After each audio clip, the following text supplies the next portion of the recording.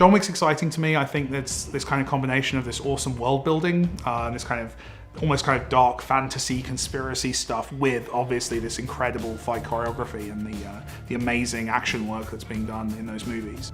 When we started crafting the fighting style, we came up with this idea of gun fu, which is like the really close quarters, flips, almost dance-like moves that Wick does. There's a balletic quality to it. I think it's beautiful. I think there's a natural bond there between games and genre filmmaking. I think we have a lot of the same angles, the same aesthetics, the same, I guess, roots. Like, we should be doing stuff that's interesting. We have this amazing opportunity to adapt this world into a video game.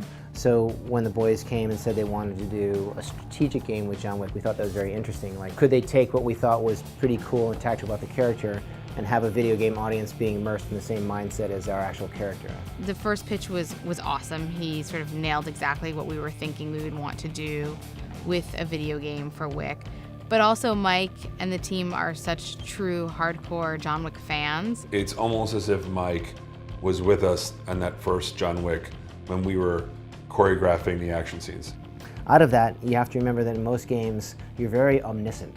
You see everything at all times. You see where the guys are hiding. Like, it's different strategically when you don't know what you're seeing. We realized that the way to make a John Wick strategy game was to use time. Everything John does in the movies is built around this idea of finding his moment, finding his opening, taking a chance, and then suddenly we realized we were able to emulate a lot of the logic and action choices that are in the movies. And that's the big benefit of having access to the filmmakers, having access to the stunt team, having access to Chad, having access to all of these people who put this together and figured it out. You're not making a copy of something, you're trying to work out the thought process that led to that thing existing in the first place.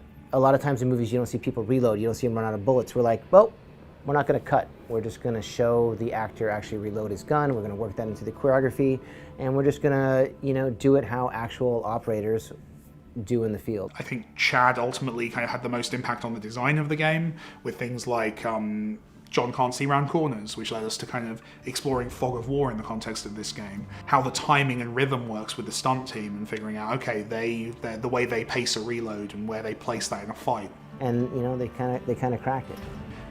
You are going to be able in this game to work your way through fight scenes, and if you're a real John Wick fan and you know how he fights and you know how he makes decisions, you're going to have a good time in the game. You're going to be able to figure it out. For action nerds like us, that I think it captured perfectly what we were trying to get when we originally started trying to conceive the John Wick action. John Wick matters to a lot of people, and having those people who it really matters to in the room with you is invaluable.